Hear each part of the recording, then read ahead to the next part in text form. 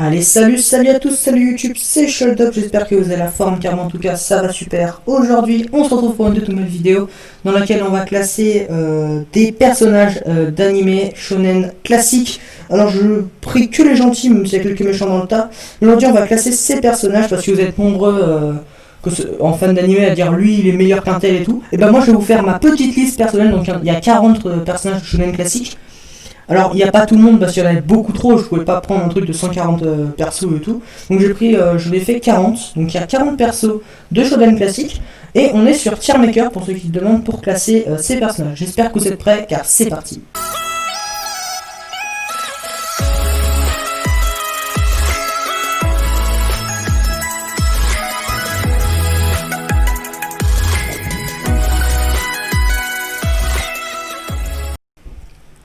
Ok, alors on va commencer par Ban, renard de l'avarice des Seven Deadly Sins de Nanatsu no Taizai. Lui, on va clairement le mettre en coup. J'aime bien son côté immortel, mais sans plus que ça. Et je trouve le perso moins intéressant que tous ceux qui se trouvent là-dedans. Donc il mérite un bon cool, mais il est rabat plus haut. Ensuite, Monkey D. Luffy de One Piece, clairement héros principal du shonen dans lequel il se trouve. Ça part sur Insane, hein, le One Piece pour moi masterclass, j'ai toujours dit. Clairement Insane pas en masterclass parce qu'il n'a pas encore fini sa forme finale, on n'a pas encore vu le Gear 5 et tout. Mais franchement, très bon Insane pour le feat, très bien placé. D'ailleurs, je regarde Bueno. Ensuite, son frère Porcasti Ace, lui par contre, c'est un masterclass depuis son apparition à l'épisode 66, il me semble. Je kiffais Ace tout au long de cette série. Sa mort épique, il est mort vraiment incroyablement super stylé, je le trouve vraiment trop bien. Son fruit, il lui correspond trop bien. Franchement, c'est un très bon masterclass pour Ace, très bien mérité. Ensuite, Gajil, Red Fox, il me semble, de Fairy Tail, lui je l'aime bien, sans plus, je vais le mettre en cool. Je l'aime bien, mais sans plus. Par contre, sa forme en dragon d'acier de l'ombre, je trouve vraiment très classe. Pour ceux qui connaissent pas sa forme, je vous la mets juste ici, normalement. Elle apparaîtra à l'écran. Ensuite, Charlotte Katakuri. Alors lui, je sais, c'est un méchant, il fait partie de l'équipage de Big Mom, il est contre Luffy, blablabla, mais il a quand même aidé Luffy à se développer, il a poussé à son maximum dans le combat. Clairement, pour ceux qui n'ont pas vu le combat, regardez-le, vous verrez qu'il est plus Luffy qu'autre chose. Il n'est pas là pour l'achever, il est plutôt là pour faire un combat digne avec lui. Il mérite largement son Insane Katakuri. Franchement, Luffy Katakuri, un très bon duo, j'espère vraiment qu'ils vont faire un combat ensemble, pas contre, mais contre d'autres personnes ensemble, ce serait incroyable. Ensuite, Izuku Midoriya de MHA ou My Hero Academia, héros principal de l'œuvre dans laquelle on le trouve, très bon perso, j'aime bien son développement. Il a bien utilisé le One for All à sa manière, donc franchement je trouve ça stylé, je vais le mettre en Insane. Ensuite, Iki Yori de Noragami. Noragami, très très bon manga, je l'ai regardé, je vous le conseille vraiment. Il y a 2 saisons de 13 épisodes, ça prend pas beaucoup de temps. Et franchement, c'est du pur bonheur, c'est un super manga, allez le regarder. Donc Iki Yori, j'aime bien ce personnage, je vais le mettre en cool. Ken Kaneki de Tokyo Ghoul, comme j'ai pris les 2 formes, ce sera pas ouf parce que sa forme de base est pas oufissime, sa forme en Ghoul de feu, je vous l'accorde, elle est très bien. Mais je trouve qu'en fait il a une augmentation un peu trop brusque par rapport au perso de base. Genre Ken Kaneki au début c'est une victime et puis d'un coup il devient ultra cheaté, il limite le perso le plus cheaté de son manga. Donc ça part directement pas ouf, désolé à tous les fans de Tokyo Ghoul, mais comme je vous l'ai dit c'est mon avis. Donc pour moi c'est un peu ouf. Bishamon de Noragami, très bon personnage également, ça part sur un coup, j'ai rien à redire de plus sur elle. Sting de Fairy Tail, on voit pas tous les persos, c'est un peu chiant, mais bon. Sting de Fairy Tail, j'aime bien aussi ce perso, ça va partir sur un très bon cool. Il y aura beaucoup de cool, hein. Franchement, même pour moi, c'est un très bon cool. Vegeta de Dragon Ball Z. Alors pour ceux qui connaissent pas Dragon Ball Z, je fais rien pour vous les gars, mais Vegeta, pour moi, c'est un pas ouf. Je trouve vraiment qu'il a pas assez d'augmentation par rapport au charisme du perso. Sa forme Dragon Ball, sa forme évolution, Blue Evolution, elle est stylée, mais les gars, faut pas déconner, ils ont mis un petit coup de broche bleu foncé sur ses cheveux et point final. Donc non, pour moi c'est un pas ouf, il mérite bien mieux ce pauvre Vegeta, mais bon, il est un pas ouf. Wendy Marvel de Fairy Tail, Insane. Pourquoi? Parce que au début c'est d'une petite extrêmement faible, on lui accordait pas trop d'importance, et à la saison 9 il lui a redonné toute son importance. Sa forme Dragon Force elle est beaucoup trop belle pour ceux qui la voient pas très bien ici, je vous mets une petite image juste là. Ça ressemble, franchement c'est une bête, j'adore vraiment cette forme, donc très bon Insane bien mérité pour ce personnage. Ensuite, Shoto Todoroki de MHA, lui c'est pareil, c'est un très bon insane bien mérité, j'aime bien son alter, je trouve vraiment très très très cool, et surtout qu'il l'utilise très bien, même s'il y en a qui pensent qu'il l'utilise pas très bien, moi je trouve qu'il l'utilise pas mal bien déjà pour son âge, donc franchement très bon insane. All Mighto, Masterclass, j'explique même pas pourquoi. Kirishima, très bon coup, j'ai bien aimé son passé dans la saison 4, j'ai vraiment kiffé. Donc franchement, MHA, pour ceux qui n'ont pas vu, allez vraiment voir cet animé, il est tout public, il est très très bien. Franchement, j'attends beaucoup de la saison 5 qui arrive en automne 2020, donc j'attends avec impatience tout simplement la saison 5. Donc Kirishima, beaucoup d'importance lui a été donnée, donc c'était un très bon coup.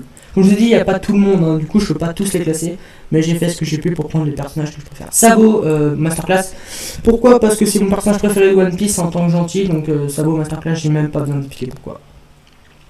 Asuna de SAO ou sur Dot Online, très bon perso également, ça partira sur un bon cool. D'ailleurs, waifu de toutes les personnes qui ont vu SAO, hein, les gars, j'explique même pas pourquoi les waifus de tout le monde kiffe Asuna. Bakugo, Katsuki Bakugo de MHA, lui ça a été mon personnage préféré de MHA pendant toute la saison 1-2 et même la 3, donc franchement ça repart sur un insane. Hein. Pour moi Bakugo il ira toujours un insane s'il arrive à avoir un... J'attends vraiment Hero Rising parce qu'il a une forme très attendue par les fans. Je vais pas vous mettre la forme pour pas vous spoil, mais en vrai c'est très classe, donc peut-être que lorsque j'aurai vu Hero Rising il passera en masterclass. On verra. D'ailleurs, n'hésitez pas à me dire si cet épisode vous plaît, que je fasse la même chose mais avec les méchants de Shonen cette fois-ci. Donc que je classe les méchants les plus cultes de Shonen tout simplement.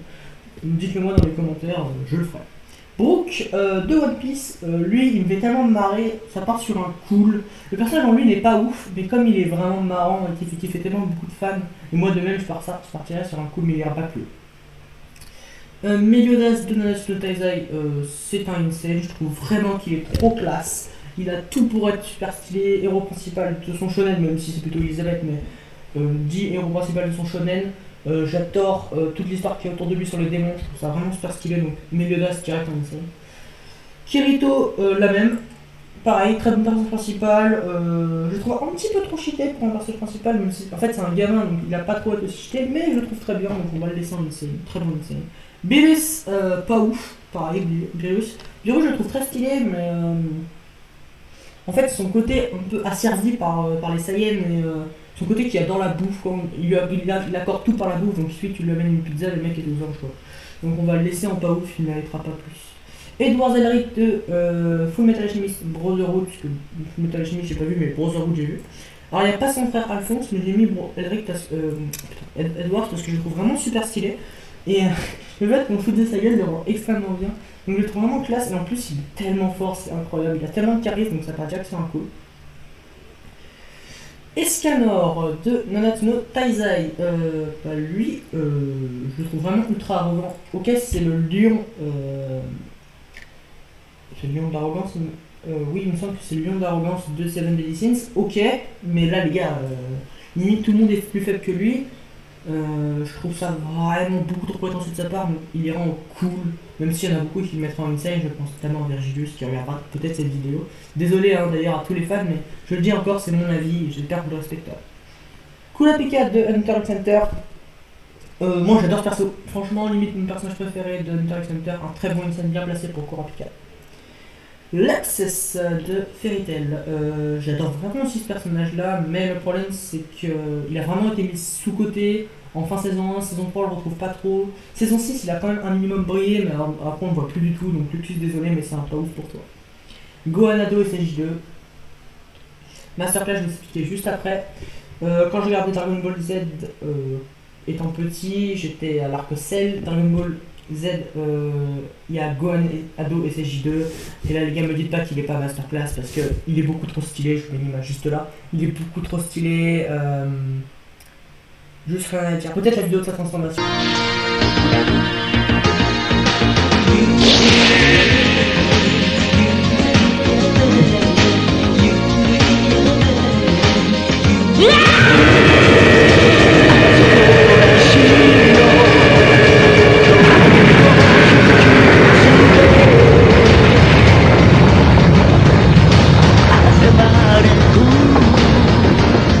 邪悪な魂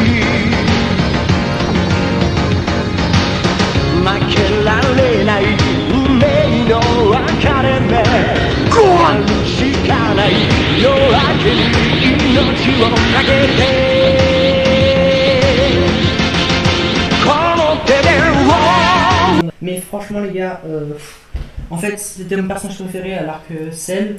Et vraiment ce qu'ils ont fait avec Gohan après ça me dégoûte vraiment. Et il mérite beaucoup plus que ça Gohan. Donc Gohan 2 CG2 j'ai mis dans mes cœurs. Goku, bon Ultra Instinct rien à dire, hein, Insane. Pas Masterclass mais un très bon Insane pour Goku. Gohan Freaks de Hunter x Hunter. Le personnage principal de l'œuvre dans laquelle on trouve un très bon coup pour lui aussi. Je le trouve pas si ouf que ça mais je le trouve quand même stylé. Donc un très bon coup. Grey Full Buster de Fairy Tail. Alors tout le monde dit que Natsu il prend énormément de place dans Fairy Tail et tout d'ailleurs faut voir qu'il est juste ici. Il prend énormément de place dans Fairy Tail et que malheureusement il est beaucoup trop cheaté, on peut rien expliquer, c'est lui qui fait tous les boss, ok. Mais Grey moi je le trouve vraiment stylé depuis le début et franchement un très bon insane bien mérité pour Grey. Il ira pas plus haut évidemment mais un très bon insane bien mérité pour Grey. Parce que tout simplement je le trouve vraiment trop bien ce perso, je trouve que le développement qu'ils ont fait avec sa glace démoniaque et tout, je trouve ça trop stylé. D'ailleurs je suis déjà un petit peu en train de spoil, désolé à tous ceux qui n'ont pas vu Fairy Tail. Mais bon voilà, je m'excuse pour les éventuels petits spoils qui auront dans cette vidéo, parce que je m'en rends tout simplement pas compte quand j'explique les persos. Erza, Masterclass. Pourquoi? Parce que je trouve que c'est le personnage le plus charismatique de tout Fairy Tail en tant que fille.